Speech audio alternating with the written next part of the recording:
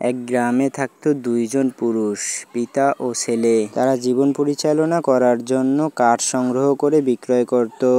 ছেলে বাবাকে বলে, বাবা, আজকে কাঠ কাটার জন্য আমি জঙ্গলে যাচ্ছি। তারপর ছেলে কাঠের সন্ধানে বের হলো। একের পর একটি গ্রাম হাঁটতে থাকে, কিন্তু যেন পথ ফুরিয়েই যাচ্ছে না। এভাবেই হাঁটতে হাঁটতে কয়েকটি গ্রাম পার হওয়ার পরে দেখা পেল এক সাধু বাবার। হে বৎস, তুমি কোথায় যাও? তোমার কি দরকার? বাবা, আমি গরিব মানুষের ছেলে, আমার খুব টাকার দরকার। আমি কাঠের সন্ধানে বনের দিকে রওনা হচ্ছি, কিন্তু পথই যেন ফুরোচ্ছে না। ঠিক আছে বৎস, আমি তোমাকে পথ দেখাচ্ছি। তুমি এই পথ ধরেই আরেকটি গ্রাম পার হলে একটি বনের দেখা পাবে। ঠিক আছে বাবা, আপনাকে অনেক ধন্যবাদ। এই কথা বলে কাঠুরি আবার হাঁটতে লাগে। একের পর একটি গ্রাম পার হওয়ার পর অবশেষে একটি বনের দেখা পায়, যেখানে মাত্র দুইটি গাছই ছিল। তার মধ্যে একটি ছিল অনেক সুন্দরী। আরে, আমি তো পেয়ে গেছি, এই গাছটি আজকে কেটে নিয়ে যাব।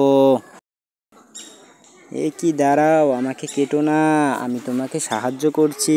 বলো, তোমার কি দরকার?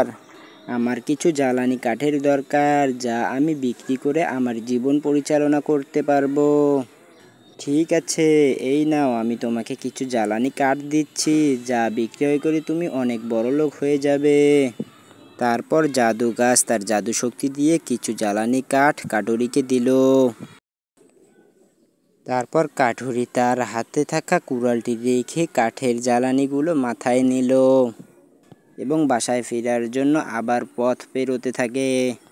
আবার একের পর একটি গ্রাম পার হয়ে দেখতে পায় আবার সেই জায়গা। কি, এখানে তো সাধু বাবা ছিল, সে কোথায় গেল? সাধু বাবাই তো আমাকে বনের রাস্তা দেখিয়েছে, এখন সে কোথায় গেল? তারপর কাঠুরে বুঝতে পারে যে মহান আল্লাহ তাকে ফেরেশতা রূপে একজনকে দেখা দিয়েছিল। এই কথা ভেবে কাঠুরে আবার হাঁটতে লাগে এবং অবশেষে তার পিতার সাথে দেখা হয়ে যায়। বাবা, তুমি এখানে কি করছো?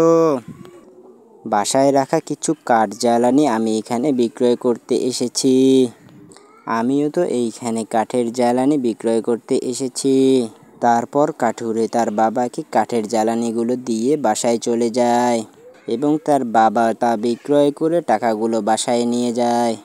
তারপর কাঠুরের বাবা সেগুলো বিক্রয় করে অনেক অর্থ উপার্জন করে এবং অবশেষে তারা অনেক বড়লোক হয়ে যায়, আর এভাবেই চলতে থাকে তাদের জীবন।